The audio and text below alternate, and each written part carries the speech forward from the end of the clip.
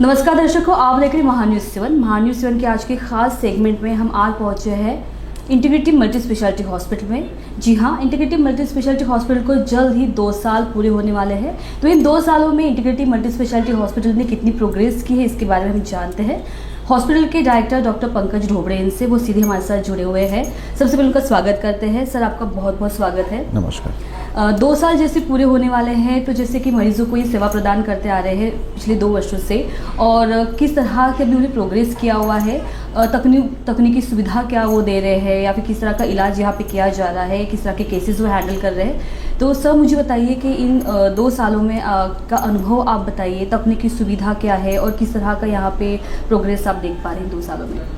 सबसे पहले तो उस भगवान का शुक्रिया जो हमारे साथ था। हम ये 2 साल अगले मंथ में पूरे करने वाले हैं। जिस उद्देश्य से हमने चालू किया था कि हमको पेशेंट्स लोगों को अच्छी सुविधाएं विद अच्छा एनवायरनमेंट, विद अच्छा काउंसलिंग, विद अच्छा ट्रीटमेंट, विद जो एक सेवा भाव या फिर इससे करना चाहते थे, वो हम करने में सफल रहे हैं।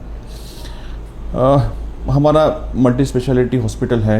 इनिशियल स्टेज में हमने आईसीयू, सर्जरी, जो भी super speciality facilities, dialysis, plastic surgery, neuro surgery, वो जब करते थे वो आज भी करते आ रहे हैं। जो हमारे इसमें ऐड हुई है फैसिलिटीज़, वो है सीटी स्कैन और cath lab. CT scan for trauma patients, बहुत सारे पेशेंट्स आते हैं इमरजेंसी में, फ्रैक्चर्स, हेड इंजरी, पैरालिसिस, उनके लिए सीटी स्कैन बहुत ज़रूरी था। कुछ कारणोंवश हम स्टार्टिंग में इसको स्टार्ट नहीं कर पाए थे, लेकिन भगवान की दया से, हमारे माता पिता के आशीर्वाद से, पेशेंट्स की दुआओं से हम सीटी स्कैन स्टार्ट कर पाए। सीटी स्कैन स्टार्ट हुए हमें 2 महीने ही हुए हैं। साथ में हमने दूसरी फैसिलिटी स्टार्ट की है, कैथ लैब। कैथ लैब जैसे बोलते हैं हम हार्ट का, एंजियोग्राफी, एंजियोप्लास्टी, वॉल के प्रॉब्लम्स, पेसमेकर, ये सब चीज़ें उसमें होती हैं। अब ये क्यों ज़रूरी है? ट्रॉमा में जब कोई पेशेंट इमरजेंसी में आता है या फिर कोई पैरालिसिस, वेंटिलेटर पे पेशेंट्स हैं, तो ऐसे पेशेंट को जब सीटी स्कैन लगता है, सो डेफिनेटली हम कुछ हॉस्पिटल जहाँ फैसिलिटीज़ अवेलेबल नहीं रहती, विथ एम्बुलेंस फैसिलिटी बाहर शिफ्ट करते हैं। थोड़ा रिस्की हो जाता है, इसलिए हम वो फैसिलिटी लाना ज़रूरी था। कार्डियक वाइज हार्ट अटैक के पेशेंट्स काफ़ी आते हैं। अब हार्ट अटैक में जैसे मैंने अपने पहले वीडियोज़ में भी कहा है, एक होता है गोल्डन पीरियड। अगर वो गोल्डन पीरियड में पेशेंट आता है तो हम डायरेक्ट प्लास्टिक कर सकते हैं। 2 ऑप्शंस होते हैं, एक तो मेडिकल मैनेजमेंट या फिर सीधा सीधा इन्वेजिव मैनेजमेंट कर लिया जाए।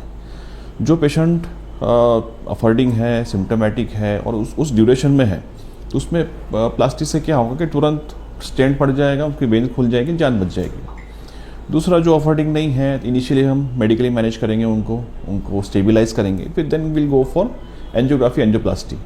एंजियोग्राफी, एंजियोप्लास्टी से ये मालूम पड़ेगा कि उसकी नसें जो है हार्ट की, वो कितनी ब्लॉक है। अगर वो बहुत ज़्यादा ब्लॉक है, 90, 100%, 80%, तो डेफिनेटली उनको प्लास्टी लगेगा। अगर वो कम ज़्यादा ब्लॉकेज है, 50, 40%, तो उससे मेडिकल मैनेजमेंट से हो जाएगा। तो ये 2 सुविधाएं हम कहना चाहेंगे, पेशेंट की दुआओं से हम जितना जल्दी हो सके उतना शुरुआत कर पाए। और यही फैसिलिटीज़ विथ हमारी previous facilities, well equipped ICU, well equipped monitors, ventilators, operation theatre जो फुल्ली इक्विप्ड है विथ हाई एंड मशीन्स, वो तो बैकअप हमारा पहले था ही, लेकिन ये तो 2 चीज़ें जो हमारी पेंडिंग थी वो हम शुरू कर पाए और सक्सेसफुली स्टार्ट कर पाए। लास्ट 2 महीने में अप्रॉक्सीमेटली आई थिंक हमने कुछ 150-200 सीटी स्कैन कर चुके हैं। एंजियोग्राफी वाइज कुछ 70-80 एंजियोग्राफीज हो चुकी है। प्लास्टी 3-4 प्लास्टिक्स कर चुके हैं। थोड़ा सा इशू जब आता है प्लास्टिक थोड़ा कॉस्टली जाता है, around I think 1 to 1.5 lakhs। बहुत लोगों के फाइनेंशियल इश्यूज होते हैं, हम समझते हैं। जो इंश्योरेंस में है वो कर पाते हैं, जो नहीं कर पाते हैं उसको लिए भी हम आगे जो योजना के लिए हम प्रायरत है। हमारा कुछ 6 महीने पहले NABH हुआ है। NABH एक क्वालिटी स्टैंडर्ड्स डिटरमाइन करता है हॉस्पिटल का, national accredited board of hospitals, वो हमारा हो चुका है। उसके बाद then we gone for QCI, quality control of India, वो भी हमारा हो चुका है। सून एक 2 महीने में हमारे पास CGHS आ जाएगा। CGHS का हमारा इंस्पेक्शन हो चुका है। वी है अप्लाइड फॉर महात्मा ज्योतिबा फुले, वो भी हमारा कुछ महीनों में जैसे ही आता है गवर्नमेंट से अप्रूवल, तो वो भी शुरू हो जाएगा। तो हम चाहते हैं कि जितने ज़्यादा से ज़्यादा सुविधाएं पेशेंट्स को दे पाए विथ अफोर्डेबल। जो योजना आने से क्या होगा, CGHS, ECHS, महात्मा ज्योतिबा फुले, इससे पेशेंट्स को जो गवर्नमेंट सपोर्ट करती है उनके खर्चे के लिए, वो उनको लाभ मिलेगा, वो हम सुविधा प्रॉपर तरीके से पेशेंट लोगों को और सोसाइटी को दे पाएंगे। जी बिल्कुल, जैसे भी 2 सालों में इंटीग्रिटी मल्टी स्पेशलिटी हॉस्पिटल काफ़ी नामचीन हो चुका है, प्रसिद्ध हो चुका है, दूर दराज के लोग भी यहाँ पे आते हैं, अपना ट्रीटमेंट करवाते हैं, मोस्टली यूपी एमपी के साइड के और अदर स्टेट के भी यहाँ पे आते हैं। तो उन लोगों के लिए किस तरह की सुविधा अपने हॉस्पिटल में की जाती है? एमपी के भी पेशेंट्स आते हैं, मैं कहूँगा कि हमारे कुछ 10-20% लोग एमपी से ही आते हैं। वहाँ पे भी कुछ लोग जो अफोर्डिंग नहीं थे या फिर जिनके कुछ इश्यूज थे, हमने सीएम फंड से करवाया है, कुछ 2-3 लोगों के पैसे सीएम फंड से आए हैं। जितना हम अपने तरफ से हो सकते हैं कोशिश करेंगे, कोशिश जारी रहेगी। दूसरा हमारा ये है कि देखिए, बिलिंग पार्ट, एक ट्रीटमेंट पार्ट, ये अलग हो गया। ट्रीटमेंट पार्ट तो जितना हम कोशिश कर सकते हैं, जितनी अच्छी से अच्छी उनको फैसिलिटीज़ या जो उनको हमारा बेस्ट दे सकते हो तो हम करेंगे। बेसिकली होता क्या है, जब पेशेंट इमरजेंसी में आता है, देयर आर जब जूनियर डॉक्टर्स जो आपको हेल्प करते हैं। स्पेशलिस्ट जैसे मैं एमडी मेडिसिन फिजिशियन, जो मेरे partner doctor he is intensivist. So एक हॉस्पिटल के लिए या फिर एक जो बैकबोन बोलते हैं, medicine is the backbone of the hospital. Physician intensivist जब यहाँ पे अवेलेबल है 24, जैसे मैं सुबह 9 to 3-4 तक रहता ही हूँ। डॉक्टर अमोल सर 11 बजे से रात को फिर 6-7 बजे तक रहते हैं। Then again and come in the OPD, evening में आता हूँ 6-7 बजे, आई कंटिन्यू टिल 10-11। तो मैक्सिमम बैक कवरेज तो हम ही रहते हैं। नाइट में जब इमरजेंसी आते हैं मैं आ जाता हूँ पेशेंट्स देखने के लिए। सो हमारा फुल कंट्रोल उस पर रहता है कि पेशेंट्स को जो सुविधाएं इनिशियल असेसमेंट मिले वो स्पेशलिस्ट से मिले।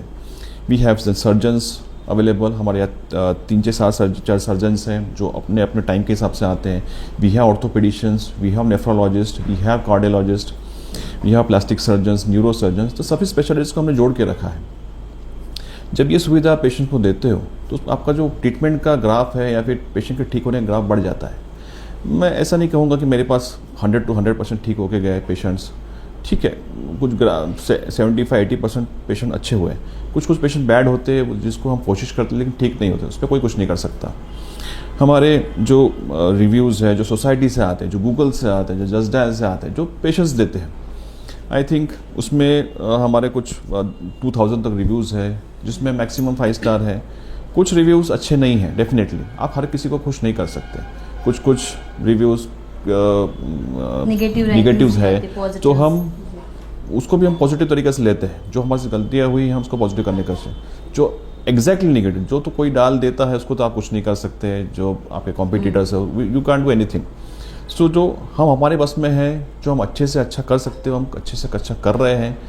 इन 2 सालों में बाय गॉड्स ग्रेस, मैं फिर से कहना चाहूँगा, मैं फैमिलीज विशेज़, पेशेंट्स की दुआएं जो ठीक होके गए, जो ऐसे भी पेशेंट स्टेबल होके गए, उसके वजह से हम जो 2 साल में एक बेस बना पाए वो काफ़ी अच्छा बना पाए। बेसिकली होता है कि हॉस्पिटल का जब नाम या फिर एक प्रोग्रेस कब माना जाता है, जब आपके जो पेशेंट्स ठीक होके जाते हैं वही पेशेंट्स दूसरे पेशेंट्स को लेके आते हैं। नहीं आपके मेरे को फैसिलिटीज अच्छी मिली, मुझे अच्छा लगा, that's makes a smile. We have YouTube channel by integrative hospital, आप इंटीग्रेटिव हॉस्पिटल सर्च करोगे आपको यूट्यूब पर मिल जाएगा, जिसमें हमने कुछ पेशेंट की सक्सेस स्टोरीज भी लिखी है, जिसमें हम अपने हॉस्पिटल की तरफ से एक कुछ सोसाइटी को कुछ अपडेट देना चाहते हैं कि आप बेसिक चीज़ों में क्या कर सकते हो, हार्ट अटैक में क्या कर सकते हो, स्ट्रोक में क्या कर सकते हो, डायबिटीज़ में क्या करना चाहिए, हेल्दी लाइफस्टाइल में क्या करना चाहिए। ये सब हम अपडेट्स उनमें डालते रहते हैं ताकि हम सोसाइटी को एजुकेट भी करें। हेल्थ एक ऐसी चीज़ है, एक कॉमन जो लोग कहते हैं कि रूटीन आदमी या फिर हम लोग पैसा कमाने के लिए अपनी हेल्थ को सेक्रीफाइस करते हैं, 50-60 तक जो भी कमाते हैं कि हमको पैसे कमाने हैं, उसमें अपना हेल्थ पे ध्यान नहीं देते। और जब आपकी हेल्थ बिगड़ जाती है वही पैसा हम हेल्थ में लगा देते हैं। आपको समझना होगा कि हेल्थ इज़ वेल्थ, हेल्थ ही सबसे पहले ज़रूरी है। तो हम सोसाइटी को मैसेज भी देना चाहते हैं कि आप अपने हेल्थ पे ध्यान रखो। जो चीज़ आप प्रायोरिटी में समझते हो कि मेरा जॉब प्रायोरिटी है, मेरे लिए पैसा प्रायोरिटी है, अपनी हेल्थ को भी प्रायोरिटी पे रखो। जब तक आप उसको प्रायोरिटाइज नहीं करोगे, आप फ्यूचर में उसके कॉन्सिक्वेंसेस डेफिनेटली आपको मालूम पड़ेंगे। तो ये सब चीज़ें की वजह से हम लोगों को एजुकेट भी करना चाहते हैं। जी, जैसे कि वैद्यकीय सेवा देना एक तरह का काफ़ी एक अच्छा एक ये प्रोसीजर रहता है, लेकिन अभी आज के दौर में जैसे 2 साल तक भी सर्वाइव करना इज़ वेरी हार्ड। तो ऐसे बहुत सारे कंपटीशन के इसमें बहुत सारे ऐसे हॉस्पिटल्स हैं जो बिल्टअप हो रहे हैं, जो वो भी ग्रोथ कर रहे हैं। तो आप अपने आप को किस मुकाम पे देखते हो कि कंपटीशन का आप एक लेवल पे देख रहे हो, या फिर आप एक वैद्यकीय सेवा में उसको ले जाना चाहते हो? See, it's business industry, health care industry, competition तो रहेगा। हॉस्पिटल्स जब हमने स्टार्ट किए उसके पहले भी थे, उसके 15-20 साल से भी थे, उस वक्त भी थे, नए भी हैं। तो हमारा कंपटीशन किसी से नहीं है। एक चीज़ है, एक कहावत तो बहुत लोगों ने सुनी, मैंने भी सुनी थी, आप हारते तब हो जब आप खुद से हारते हो, दूसरों से नहीं। तो हमारा कंपटीशन आज किसी और से नहीं है, हमारा कंपटीशन खुद से ही है। हम अपने आप को ही इम्प्रूव करना चाहते हैं। हॉस्पिटल्स, दूसरे हॉस्पिटल्स कितने ग्रो कर रहे हैं या कितना वो प्रायोरिटाइज कर रहे हैं, क्या कर रहे हैं, उससे हमको कुछ नहीं देना। We have to improve our self. दूसरा हॉस्पिटल क्या कर रहा है, वो कितना प्रोग्रेस कर रहा है, उससे हमको क्या करना है। बेसिकली आई एम सेल्फिश, मैं अपने बारे में सोचूंगा। दूसरे के बारे में सोच के, दूसरे हॉस्पिटल्स या कॉम्पिटिशन के बारे में सोच के मैं अपना टाइम वेस्ट नहीं करूँगा। डेफिनेटली मैं पेशेंट्स के बारे में सोचूंगा, अपने पेशेंट्स के बारे में सोचूंगा, जो मेरे पास है, जो मुझसे ट्रीटमेंट लेते हैं, जो मेरे हॉस्पिटल में आते हैं, दे आर माई प्रायोरिटी। मैं डेफिनेटली उनके बारे में ही सोचूंगा। जो हमारा उद्देश्य था कि पेशेंट को एक गुड एनवायरनमेंट, जब पेशेंट जाता है किसी हॉस्पिटल में या फिर किसी रूम में एडमिट होता है, he should feel like hospital की, ऐसा जो टिपिकल हॉस्पिटल पहले ज़माने में होते थे। मेक इट क्वाइट एनवायरनमेंट थोड़ा अच्छा किए, कलरफुल एनवायरनमेंट, टीवीज़, वो तो आजकल होता ही है, लेकिन मेक देम हैप्पी, अच्छा लगना चाहिए, स्पेशी, एरी, वेंटिलेशन अच्छा हो, ये सब चीज़ ज़रूरी है। उसके साथ your treatment should be good, उसके साथ your counselling should be good. आपका जो पेशेंट से, रिलेटिव से होना चाहिए। पेशेंट रिलेटिव जब तक सेटिस्फाई नहीं होते, काउंसिल देम। अगर वो मुझसे एक बार सेटिस्फाई होते हैं तो ठीक है, और वो मेरे पास 50 बार आते हैं तो आई विल काउंसिल देम, ये मेरा काम है। सो आई डोंट थिंक कि मुझे कंपटीशन से कोई डरने की ज़रूरत है। कंपटीशन आएंगी, कल भी थी, आज भी थी, आगे भी रहेंगी। I just want to focus on my self. मैं मेरा कर्म करते जाऊंगा, जो भी उसका रिजल्ट आएगा वो तो ऊपर वाले के हाथ में है। जी, सो कंटिन्यू कीजिए। सो मैं यही कहना चाहूँगा कि we just want to improve our selves. जो हम 2 साल में अब तक करते आए, उसी को हम इम्प्रूव करना चाहेंगे। जो 2 साल में पेशेंट्स ने हमारा साथ दिया है, जो भगवान ने साथ दिया है, मैं उसी को कंटिन्यू चाहूँगा। मैं वही चाहूँगा कि यही पेशेंट का साथ, ये भगवान के साथ हमेशा हमेशा मेरे साथ रहे, हमारे हॉस्पिटल के साथ रहे। जी, डॉक्टर मुझे बताइए कि अपना हॉस्पिटल कितने बेड अवेलेबल है अपने हॉस्पिटल में, और क्या क्या तकनीकी सुविधा, जैसे आपने पहले भी फर्स्ट क्वेश्चन के बीच में बताया, लेकिन स्पेशली कितने बेड की सुविधा आप हॉस्पिटल में पेशेंट्स को दे रहे हो, क्या क्या टेक्निकली अपने पास है? 50 बेड्स तो हमारे पास है अभी। टेक्निकली जो बेसिक रहता है हॉस्पिटल का, आईसीयू हमारे पास अराउंड एक 20 बेड्स का आईसीयू है, जिसमें हमने 5 बेड कार्डियक आईसीयू के लिए सेपरेट कर दी है, जिसमें we have high end ventilators, जो हमारे पास अराउंड 5 वेंटिलेटर्स है। मॉनिटर्स हमारे पास, हर बेड में मॉनिटर्स है। डायलिसिस मशीन्स है हमारे पास। हमारा जो ऑपरेशन थिएटर है, जो भी सर्जन्स हमारे ऑपरेट करके गए, दे हमारे ऑपरेशन थिएटर की तारीफ़ ही करते हैं। Laminar flow, C arm, high end OT tables, high end sterilise equipments, then जो हमने अभी रिसेंट स्टार्ट किया CT scan, then we have cath lab, high end cath lab. उसकी जो भी रिक्वायरमेंट रहती है पेशेंट की, बेसिक सर्दी खांसी से लेकर हार्ट अटैक तक, we have everything. Minor operation से माइनर कुछ सर्जिकल प्रोसीजर से high end operation, even cancer surgeries we have done successfully. I think कुछ 10 to 15 cancer surgeries we have done, and that too major surgeries जो 6-8 घंटा चलती है। So we have backup, everything of backup, हर चीज़ का backup. We have pathology services 24/7 जो in house है। We have pharmacy services, we have ambulance services.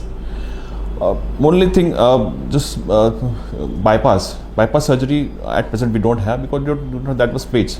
लेकिन बेसिक जो फैसिलिटीज़ जो रहती है पेशेंट को इमरजेंसी लगने के लिए, we all have that facilities. जी, तो आगे का क्या प्लान्स है हॉस्पिटल ने, क्या आगे के प्लान्स करके रखे हैं? आगे के प्लान्स के लिए हमारा पहले भी मोटो क्लियर ही था। We just want to be with the people. We just want to join people with us. Just want to serve the people, society as we are doing from last 2 years. एक भरोसा होता है ठीक है, पैसे सब लोग कमाते हैं, डेफिनेटली पैसे की ज़रूरत हमको भी है, because we have so much staff, हम हैव हंड्रेड्स ऑफ स्टाफ, हमको मेंटेनेंस है, गवर्नमेंट सर्विस है, गवर्नमेंट फीस है, सब देना है। लेकिन जो बेसिक होता है कि ये जो पेशेंट के मुंह से निकलना, ये हॉस्पिटल अच्छा है, यहाँ आप फैसिलिटी सब अच्छी देते हो, ये हमारा के लिए बहुत अच्छी सुविधा है। ये हम चीज़ को जो सोसाइटी से जुड़े हुए, इसी को हम कंटिन्यू करना चाहेंगे। 2 साल हुए, आज से 10 साल भी मैं देखना चाहूँगा कि लोग मेरे साथ जुड़े। आज अगर मेरे पास 100 लोग जुड़े हैं तो उस वक्त मेरे साथ 10,000 लोग जुड़े हों। ये मैं अपने लास्ट 10 साल, अगले 10 साल में देखना चाहूँगा। कंपटीशन, जैसे मैंने कहा, मेरी कंपटीशन खुद से है, just want to improve my self, बाकी मेरी कंपटीशन किसी से नहीं है। I want everyone to grow. अगर वो हॉस्पिटल मेरे नज़दीक है तो वो ग्रो करे, मुझे अच्छा ही लगेगा। ग्रो करे, बढ़े, अच्छी बात है ना, सभी कुछ ग्रो करे, बढ़े, लेकिन मैं सबसे पहले प्रायोरिटी खुद को करूँगा, अपने हॉस्पिटल में करूँगा। मेरा हॉस्पिटल जितना ग्रो करेगा उतना सोसाइटी के साथ मैं जुड़ पाऊँगा और आगे की चीज़ें मैं अच्छे से कर पाऊँगा। जी, इसके अलावा और कुछ मैसेज देना चाहेंगे आप?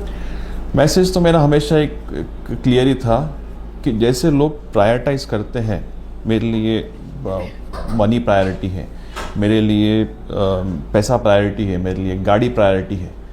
ऐड हेल्थ को नंबर 1 पे रखिए। आप पैसा कमाओगे 50-60 तक बहुत पैसा कमा लोगे, एंड देन आफ्टर उसके बाद क्या, एक बार आपको डिजीज़ ने पकड़ लिया, कोरोनरी डिजीज़, पैरालिसिस, फिर वही पैसा उसमें गवा दोगे, because we are seeing such patients. मतलब सब कुछ प्रायोरिटी है, हेल्थ प्रायोरिटी नहीं है। ये प्रायोरिटी रखो, आपकी हेल्थ है तो आप ये जो कमा हुआ उसको एंजॉय कर पाओगे, नहीं तो इसका कमा का फ़ायदा क्या, जो कमाया वो हेल्थ में गवा दोगे। तो अपनी हेल्थ का ध्यान रखिए, इंश्योर्ड रहिए, हेल्थ इंश्योरेंस ज़रूर निकालिए। अभी हेल्थ इंश्योरेंस इतने सारे हो गए हैं, प्रॉपर तरीके से निकालिए। विद कुछ में प्रीमियम जाता है, लेकिन वो आपका फ्यूचर को प्रोटेक्ट करेगा। तो यही चीज़ें मैं कहना चाहूँगा आपको। जिस पेशेंट का साथ रहा है, सोसाइटी का साथ रहा है, भगवान का साथ रहा है, दुआओं का साथ रहा है, वैसी दुआ मैं हमेशा मेरे लिए, मेरे हॉस्पिटल के लिए चाहूँगा। जी, thank you so much doctor, आपने काफ़ी अच्छी जानकारी दी है। और जैसे कि इंटीग्रिटी मल्टी स्पेशलिटी हॉस्पिटल को 2 साल जल्द ही पूरे होने वाले हैं। डॉक्टर पंकज ढुबरे ने जिससे बताया कि यहाँ पे पेशेंट्स से रिलेटेड सारी चीज़ें यहाँ पे अवेलेबल है, 24/7 यहाँ पे डॉक्टर्स अवेलेबल रहते हैं, जो बहुत ज़्यादा अच्छी बात है। क्योंकि आए दिन ऐसा होता है कि पेशेंट्स कभी भी बीमार हो जाता है, कुछ भी एक्सीडेंटल ऐसी चीज़ें हो जाती है और डॉक्टर्स अवेलेबल नहीं रहते हैं, तो इसकी वजह से वो डर जाते हैं, घबरा जाते हैं और उनके रिलेटिव या फिर क्लोज वन जो है वो अपनी ज़िंदगी से हार जाते हैं या फिर उनके पास समय नहीं रहता। तो ऐसे में इंटीग्रिटी मल्टी स्पेशलिटी हॉस्पिटल के डॉक्टर्स जो है वो खुद यहाँ पे रहते हैं, उनका स्टाफ यहाँ पे अवेलेबल रहता है। अगर आपको किसी भी तरह की दिक्कत आती है, कुछ भी आपको मेजर अगर कोई ट्रीटमेंट करानी हो, एक्सीडेंटल कुछ इशू हो, कुछ भी फिजिकल इशू हो, तो आप इंटीग्रिटी मल्टी स्पेशलिटी हॉस्पिटल में आकर अपना ट्रीटमेंट ज़रूर करवा सकते हैं। चाहे आप नागपुर के रहवासी हो या फिर चाहे आप अदर स्टेट के रहवासी हो, आपको इंटीग्रिटी मल्टी स्पेशलिटी हॉस्पिटल एक अच्छी सुविधा देता है। आप देख रहे हैं महान्यूज़ 7। नमस्कार।